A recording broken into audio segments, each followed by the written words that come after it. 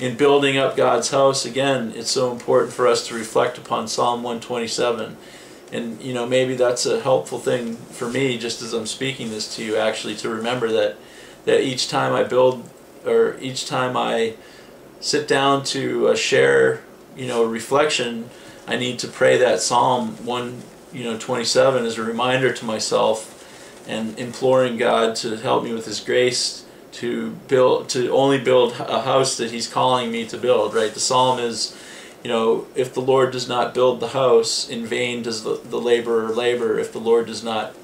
guard the city, in vain do the watchmen, you know, sit on their posts. You know, in vain is your earlier rising and your later going to bed. Because ultimately, if God is not the foundation of any work that you're doing, then the work is of no value in ultimate use and will always end in destruction and dissolution. You know, and again, that's not to say that we should judge the works as whether they are godly or not based on external signs, because if we were to do that, then we could, you know, look at Jesus' life and say, look at this guy, he's a failure, man. He was arrested by lawful authority and, you know, judged to be guilty of crimes against, you know, against God, blasphemy, and crimes against the state,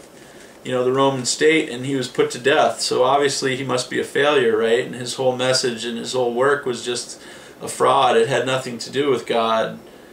You know, so we can't just base our opinion about whether, you know, something is a work of God based on external signs. I mean, yes, it is true, as God says, that you can tell a tree by its fruits, but that does not mean success in the way that the world views success. You know, like,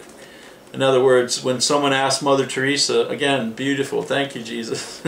When someone asked Mother Teresa, you know, like, what she had to say, or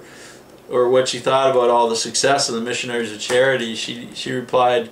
you know, my goal or our purpose in life is not to be successful, it is to simply be faithful to the Lord. And if the Lord desires for us to increase, then,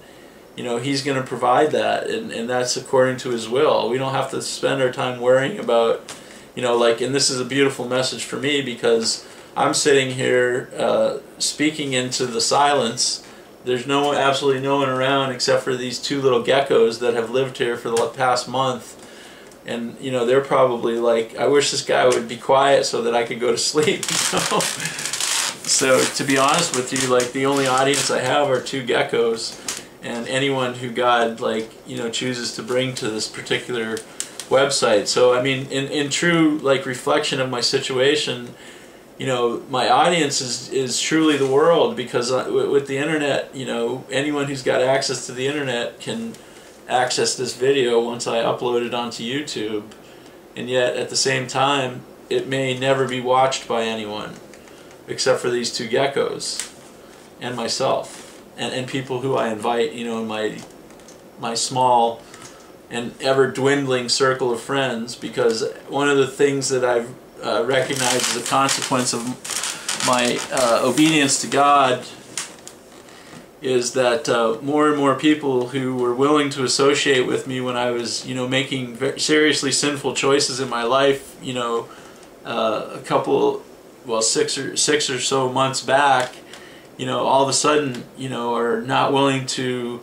associate with me because, you know, they think that one thing or some things that I've said on these videos or have written on my website are uncharitable. So now all of a sudden, you know, they've become such holy people that they can't associate with a man who would say something so, you know,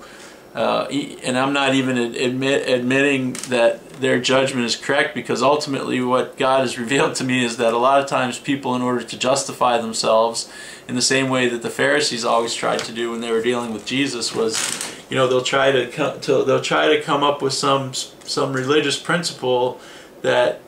to use as an excuse to justify their behavior, which was to ultimately reject Jesus.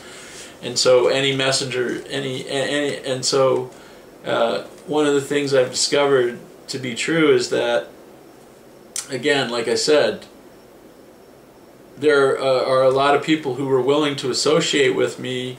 you know, as long as I wasn't actually living in obedience to God, as long as the gifts that God had given to me, they could receive the blessings and share in the grace, the great grace that God has given to me. They were willing to come around and sniff around like dogs, and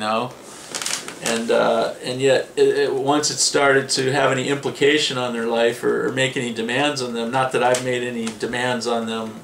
in terms of like, well, if you want to be my friend and enjoy the benefits of my friendship, then you've got to do this, this, and this. When I say demands, it's just the demands that are imposed by fellowship with somebody is growing in obedience to the Lord. It's going to place demands on you because the Lord is placing demands on that person, and